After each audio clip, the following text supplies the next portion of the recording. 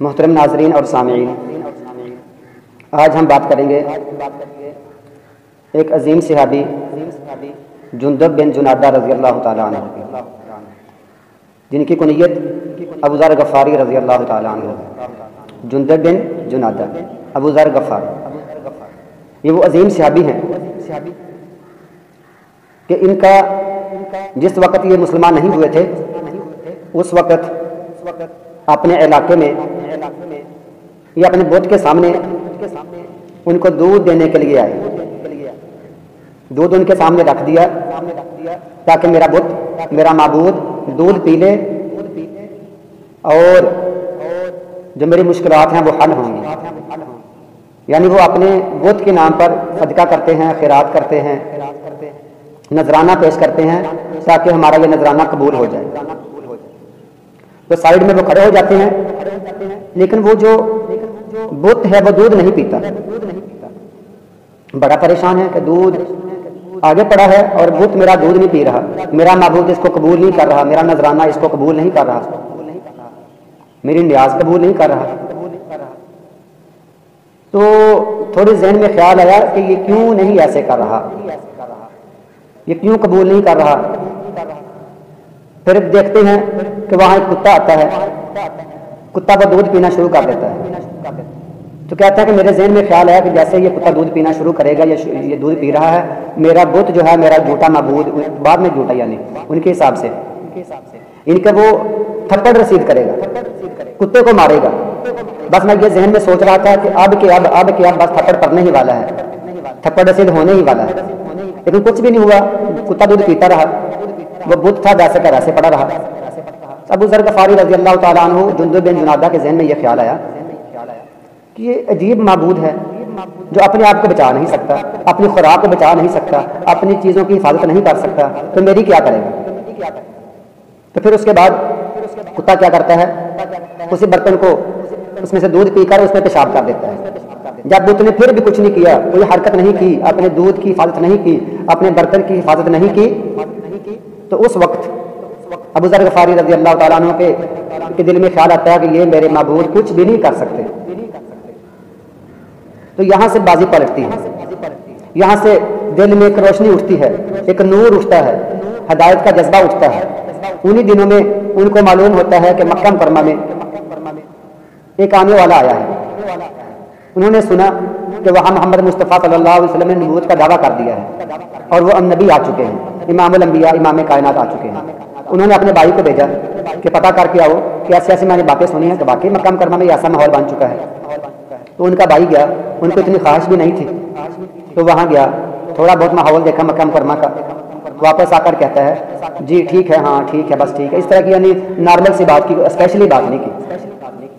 ابو ذر غفاری کہتے ہیں رضی اللہ تعالیٰ عنہ کہ میں خود جاتا ہوں، صحیح طرح تحقیق کر کے آتا ہوں کہ کیا معاملہ ہے، انہوں نے دعویٰ کیا وہ کیسے ہے، ان کا اخلاق کردار کیسا ہے، اور کیا وہ سچے یا نہیں سچے، میں خود تحقیق کر کے آتا ہوں۔ تو وہ بڑا لمبا سفر کر کے مکہ مکرمہ پہنچتے ہیں اور آ کر حرم میں آرام کرتے ہیں، مکہ مکرمہ حرم کا منظر دیکھتے ہیں، رات کا وقت ہے، وہ پورا دن اپنی نظروں سے لوگوں کو یعنی نظر لگائے تکتے رہتے ہیں کہ مجھے وہ خاص بندہ ملے جس کو میں نے ملنا ہے۔ اللہ کے نبی سے وہ ملاقات نہ ہوئی، رات کا وقت ہے، حضرت علی رضی اللہ تعالیٰ عنہ امیر المومنین وہ ان سے ملے اور ان سے پوچھتے ہیں کہ میں نے آپ کو دیکھا ہے، آپ کی نظریں کسی کو ڈھونڈ رہی ہیں، آپ کسی کے منتظر لگتے ہیں۔ وہ کہتے ہیں جی میں کسی کا منتظر ہوں۔ تو حضرت علی کہتے ہیں اگر آپ کو آج وہ آپ کا ساتھ جن کو آپ ملنا چاہتے ہیں نہیں ملے تو آج ہمارے پاس رات کو ٹھہریں، آپ کی مہمان بازی کریں، ہمارے پاس ہو جائیں، صبح آ جانا، صبح پھر آپ اپنے ساتھی کو، اپنے جس کو آپ ڈھونڈنا چاہتے ہیں ڈھونڈ لینا۔ ابو ذر غفاری رضی اللہ تعالیٰ عنہ ساتھ چلتے ہیں، ادھر پہنچتے ہیں، رات گزارتے ہیں، مہمان بازی ہوتی ہے، صبح اٹھتے ہیں، پھر حرم میں آتے ہیں، پورا دن اس طرح ہی وہ دیکھتے رہتے ہیں، رات پھر ہوتی ہے، پھر علی بن ابی طالب پھر ان کو ملتے ہیں رضی اللہ تعالیٰ عنہ، وہ پھر پوچھتے ہیں آج آپ کو لگتا ہے آج آپ کو پھر وہ مطلوبہ ہدف نہیں ملا؟ تو کہتے ہیں جی، فرمایا میرے ساتھ چلیں، رات ہمارے پاس ٹھہرے، آپ کی مہمان بازی کریں گے، رات آپ کو ٹھہرائیں گے، صبح آ جانا اور آپ اپنا ساتھی جس کو ڈھونڈنا چاہتے ہیں ڈھونڈ لینا۔ 2 راتیں ایسی ہو گئیں، پورا دن وہ پھر ڈھونڈتے رہے، پھر وہ سوچتے رہے، اصل میں ڈرتے وہ کسی سے ملتے بھی نہیں تھے، کسی سے پوچھتے بھی نہیں تھے، وہ خود سمجھنا چاہتے تھے۔ تو اگلی رات پھر ان کو حضرت علی ملتے ہیں اور پوچھتے ہیں آج آپ کو پھر نہیں ملے؟ کہتے ہیں نہیں ملے۔ حضرت علی کہتے ہیں تو مجھے بتا دو کیا معاملہ ہے. ابو ذر غفاری کہتے ہیں رضی اللہ تعالیٰ عنہ آپ کو بتاتا ہوں، لیکن اس کا طریقہ کار یہ ہوگا آپ نے آگے کسی سے بات نہیں کرنی، میرا راز افشا نہیں کرنا ہے. حضرت علی کہتے ہیں نہیں میں نہیں بتاؤں گا، آپ مجھے اپنا مسئلہ بتا دیں، آپ کن سے ملنا چاہتے ہیں. تو ابو ذر غفاری کہتے ہیں کہ میں بڑی دور سے آیا ہوں، یہ لوگ مجھے جانتے ہیں، ان سے ہمارا کاروبار چلتا ہے، میں نے کسی سے بات نہیں کی، میں اپنے اسٹائل سے یہاں آیا ہوں، یہاں رہ رہا ہوں. میں نے اس نبی کے بارے میں پوچھنا ہے جس نے دعویٰ نبوت کا کیا ہوا ہے. وہ کہتے ہیں کہ میں اللہ کا نبی ہوں اور میرے پاس وحی آتی ہے، میرے پاس فرشتہ آتا ہے، میرے پاس قرآن پاک آیا ہے، میں ان سے ملنا چاہتا ہوں. حضرت علی کہتے ہیں آؤ میرے ساتھ، تم صحیح بندے کو ملے ہو، میں آپ کو ان سے ملا دوں گا. اچھی بات ہے آپ نے کسی اور سے بات نہیں کی، وہاں یہ سب لوگ ان کے دشمن ہیں، اور میں آپ کو ملاتا ہوں. ساتھ لے کر چلے گئے اور کہا اگر میں دربار کے ساتھ اپنا جوتا وغیرہ صحیح کرنا شروع کر دوں، سیٹ کرنا شروع کر دوں، تو اس کا مطلب ہے کہ آپ کو ملنے کا، ملاقات کا وقت ہے. اور اگر میں ایسا نہ کروں تو آپ سمجھ جانا کہ ملاقات کا وقت نہیں ہے، آپ پھر دوبارہ تشریف لے آنا. تو ابو ذر غفاری رضی اللہ تعالیٰ عنہ باہر ٹھہر جاتے ہیں، حضرت علی رضی اللہ تعالیٰ عنہ آگے اندر چلے جاتے ہیں. اور جب وہ جوتا سیدھا کرتے ہیں ٹیک لگا کر، ابو ذر غفاری سمجھ جاتے ہیں کہ ملنے کا وقت ہے. حضرت علی اشارہ بھی کرتے ہیں آ جائیے. تو یہ ان کو لے کر اللہ کے نبی کے پاس پہنچتے ہیں. اللہ کے نبی سے باتیں ہوتی ہیں، اللہ کے نبی کو دعوت سمجھاتے ہیں، توحید سمجھاتے ہیں، اور وہ توحید کو سمجھ کر وہ اسلام کو قبول کرتے ہیں.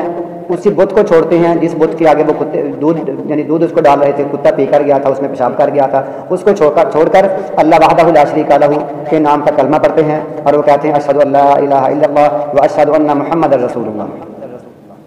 کلمہ پڑھتے ہیں اور وہ کہتے ہیں اب میں جا کر بیت اللہ کے اندر، حرم کے اندر یہ اعلان کروں. اللہ کے نبی نے منع فرمایا کہ نہیں، ابھی نہیں اعلان کرنا. فرمایا نہیں میں تو اعلان کروں گا، میں لوگوں کو بتاؤں گا کہ میں نے کلمہ پڑھ لیا. تو وہ ابو ذر غفاری رضی اللہ تعالیٰ عنہ اعلان کرتے ہیں. تو جو ان کے ساتھی سے جو پہلے ان کے ساتھ کاروبار کرتے تھے سب ان کو مارنا شروع کر دیتے ہیں. یہ زخمی ہو جاتے ہیں. تو وہ کہتے ہیں جو مرضی کرو، میں نے کلمہ پڑھ لیا، میں نے اس کو چھوڑنا نہیں. تو پھر اپنے علاقے میں جاتے ہیں، لوگوں کو اسلام کی تبلیغ کرتے ہیں. بڑے عظیم الشان صحابی ہیں. وقت کے ساتھ ساتھ یہ اپنا علاقہ چھوڑتے ہیں، مدینہ منورہ آ جاتے ہیں، اللہ کے نبی کے پاس جاتے ہیں. اللہ کے نبی کو، ان کی سنتوں کو، ان کی احادیث کو یاد کرتے ہیں، دین پر عمل کرتے ہیں، اور ہر طرح کوشش کرتے ہیں کسی جگہ پر کمی کوتاہی نہ ہو جائے. بس ایک دفعہ ایسا ہوا، انہوں نے کہا اللہ کے نبی صلی اللہ علیہ وسلم مجھے بھی کسی علاقے کا گورنر بنا دیں، مجھے بھی حکمرانی عطا کر دیں کسی علاقے کے، مجھے ذمہ داری سونپ دیں. اللہ کے نبی نے فرمایا اے ابو ذر میں آپ کو نہیں دوں گا، یہ مشکل کام ہے. ابو ذر غفاری رضی اللہ تعالیٰ عنہ اس کے بعد ان چیزوں سے بالکل بے پرواہ ہو جاتے ہیں، لاپرواہ. ان کو ان کی خواہش ہی نہیں رہتی کسی حکومت کی، کسی ذمہ داری کی. ان کو لالچ نہیں ہے، ان کو نہ تڑپ ہے نہ طمع ہے، کچھ بھی نہیں ہے، زندگی سادہ گزارتے ہیں. ایک دفعہ یہی ابو موسیٰ اشعری رضی اللہ تعالیٰ عنہ، ابو موسیٰ اشعری تشریف لاتے ہیں اور ان سے ملنا چاہتے ہیں.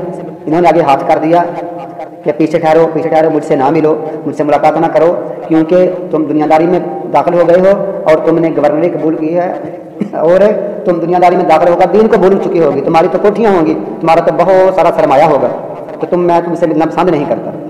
ابو موسیٰ اشعری رضی اللہ تعالیٰ عنہ کہتے ہیں کہ نہیں، میرے پاس کچھ بھی نہیں ہے، میں اللہ کے احکامات کو جاری کرتا ہوں، میرے پاس کچھ بھی نہیں ہے، نہ سرمایہ ہے، نہ جائیداد ہے، نہ میرے پاس کوئی کوٹھی وغیرہ ہے، بس نارمل سا بندہ ہوں، سادہ سا بندہ ہوں، میرے پاس کچھ بھی نہیں ہے. تو پھر ابو موسیٰ اشعری کو ابو ذر غفاری اپنے سینے سے لگاتے ہیں، ان سے معانقہ کرتے ہیں اور ان سے محبت کرتے ہیں. اور پھر اس کے بعد ایک دفعہ ایسا ہوا کہ انہوں نے، ابو ذر غفاری رضی اللہ تعالیٰ عنہ نے حضرت بلال کو رضی اللہ تعالیٰ عنہ کو ایک تانا مارا کہ تیری ماں کالی ہے، تو کالا ہے، تیری ماں کالی ہے، ماں کا تانا مارا. اللہ کے نبی نے ان کی یہ بات سن لی. آپ نے فرمایا یا ابا ذر ایرتہ بامہ انک امرؤ فیک جاہلیہ، اے ابو ذر تو نے اس کو ماں کا تانا مارا ہے کہ تجھ میں ابھی بھی جاہلیت والی کچھ عادات موجود ہیں. آپ نے فرمایا ایسا نہ کیا کرو، یہ تمہارے بھائی ہوتے ہیں، تمہارے نوکر، تمہارے غلام تمہارے بھائی ہوتے ہیں. ان کو ایسا نہ، اللہ تعالیٰ نے ان کو تمہارے ماتحت کیا ہے، تمہارے انڈر کیا ہے، ان کو ماتحت اللہ تعالیٰ نے کیا ہوا ہے.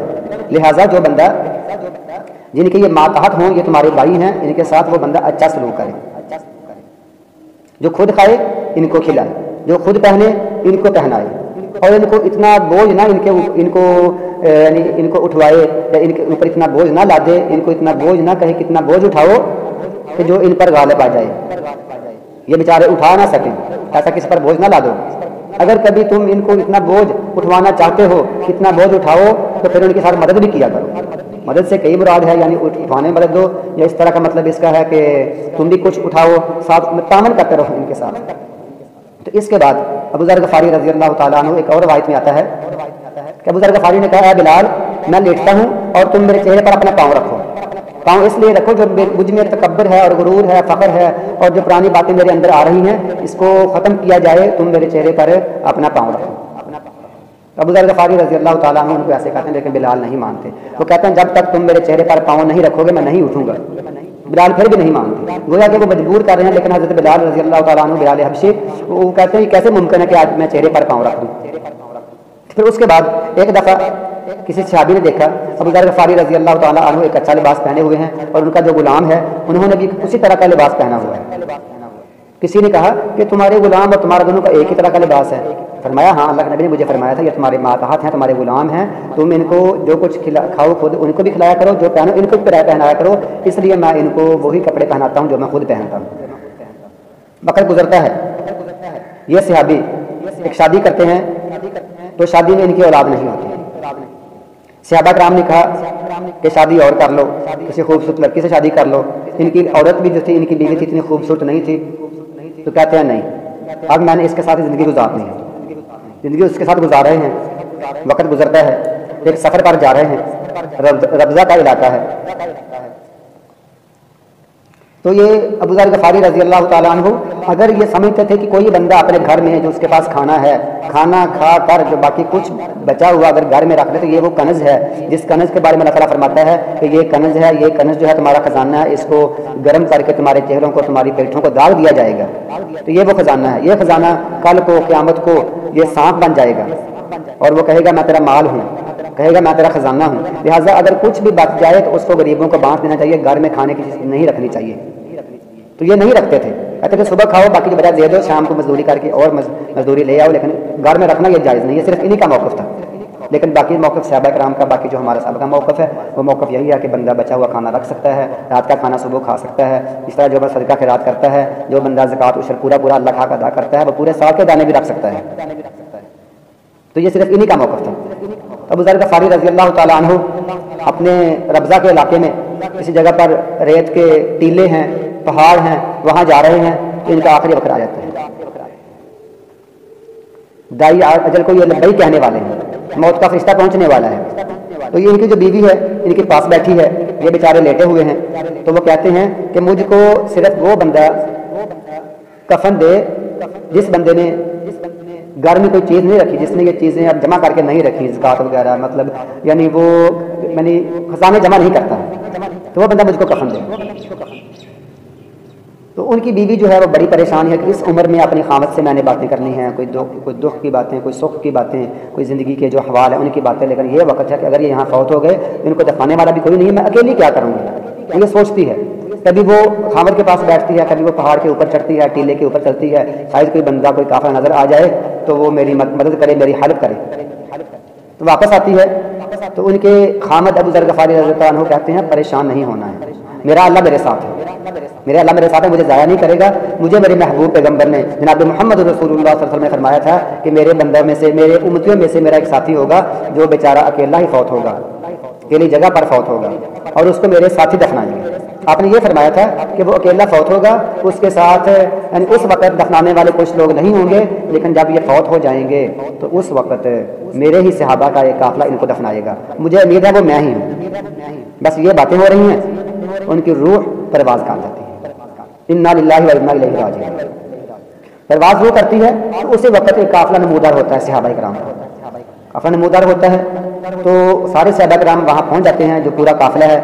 ان کی بیوی کہتی ہے ابو ذر غفاری رضی اللہ تعالیٰ عنہ میرے خامد, میرے سر کے تاج, انہوں نے یہ پیغام دیا تھا کہ مجھ کو وہ بندہ دفنائے یا وہ بندہ مجھے کفن دے, اپنی چادر دے جس کا اس نے کبھی اپنے گھر میں مال جمع نہ کیا ہوا ہو. تو ایک صحابی جوان لڑکا وہ کہتے ہیں کہ میرے پاس یہ چادر ہے اور یہ میری اپنی ہے اور یہی میرا کل سرمایہ ہے, میں نے کبھی کچھ جمع نہیں کیا ہے. تو اس چادر میں اس ابو ذر غفاری کو صحابہ کی جماعت وہاں قبر کھود کر دفناتی ہے.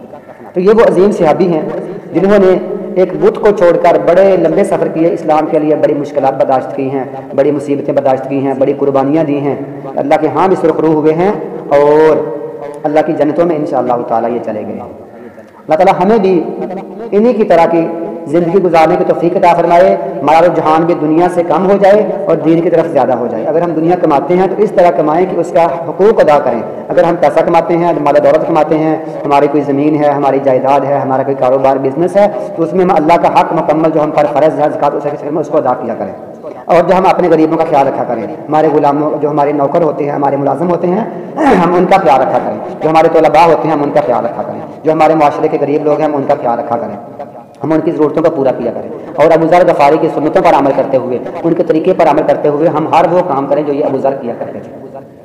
اللہ تعالیٰ ہمیں اس پر عمل کرنے کی توفیق عطا فرمائے۔ اللہ تعالیٰ فرماتے ہیں محمد رسول اللہ والذین معہ اشداء علی الکفار رحماء بینہم، یہ جو محمد رسول اللہ صلی اللہ علیہ وسلم ہے اور ان کے جو ساتھی ہیں یہ کافروں پر بڑے سخت ہیں، کافروں کے خلاف بڑے سخت ہیں، آپس میں بڑے رحم دل ہیں اور بڑے نرم ہیں۔ ان کی نشانی یہ ہے کہ تب جب تم ان کو دیکھو گے تو رکوع کی حالت میں، سجدہ کی حالت میں اللہ کے فضل کو تلاش کرتے ہوئے، اللہ کی رضامندی کو تلاش کرنے کے لیے نکلتے رہتے ہیں، اور ان کی نشانی یہ ہے کہ ان کے چہروں پر سجدوں کے نشانات ہیں، اور ان کی یہ مثال تورات میں بھی ہے، انجیل میں بھی ہے۔ لہٰذا یہ صحابہ کی زندگی ہے، ان کے بارے میں کوئی بندہ بغض رکھے، کوئی بندہ نفرت رکھے، کوئی ان کی تنقید کرے، کوئی ان کے عیبوں کو ڈھونڈے، کوئی ان کے بارے میں برا بھلا کہے، تو وہ بندہ اس کا ایمان مکمل نہیں ہے، وہ بندہ گمراہی کے راستے پر ہے، وہ صحابہ کے راستے پر نہیں ہے، وہ اللہ کے انبیاء کے راستے پر نہیں ہے، وہ مومنین کے راستے پر نہیں ہے، وہ اسلاف کے راستے پر نہیں ہے۔ لہٰذا ہمیں اس سلسلے میں بڑی احتیاط کرنی چاہیے کہ کہیں ہمارا عمل صحابہ کرام کے خلاف تو نہیں جا رہا، ہماری زبان سے ایسی باتیں تو نہیں نکل رہی جس میں صحابہ کی تنقید ہو رہی ہو، صحابہ کرام کے ہمارے ذہن میں صحابہ کرام کے بارے میں غلط خیالات جنم لے رہے ہوں۔ اگر جنم لے رہے ہیں تو اپنا عقیدہ درست کریں، اپنا موضوع چینج کریں، اپنی ترتیب چینج کریں، صحابہ سے محبت کریں، صحابہ کے بارے میں اپنے دل کو صاف کریں۔ اللہ فرماتے ہیں ربنا اغفر لنا ولاخواننا الذین سبقونا بالایمان ولا تجعل فی قلوبنا غلا للذین آمنوا ربنا انک رؤوف رحیم۔ جو لوگ یہ دعا کرتے ہیں اللہ ہم کو بھی معاف کر دے اور ہمارے ان بھائیوں کو معاف کر دے جو ہمارے بھائی ایمان خیال میں ہم سے پہلے گزر چکے ہیں، اے اللہ ہمارے دل میں، اے ہمارے رب ہمارے دل میں ان کے بارے میں کوئی نفرت نہ ہو جو ایمان والے ہیں۔ لہٰذا ہم صحابہ کو اس درجے پر رکھیں جس درجے پر اس کو اللہ تعالیٰ نے رکھا ہے۔ اللہ نے ان کا بڑا عظیم مقام بنایا ہے۔ اللہ فرماتا ہے رضی اللہ عنہم ورضوا عنہ، اللہ ان سے راضی ہے، وہ سب اللہ سے راضی ہیں۔ یہ سب چیزیں، یہ سب انعامات کس کے لیے ہیں؟ ذالک لمن خشی ربہ، جو بندہ اپنے رب سے ڈر گیا۔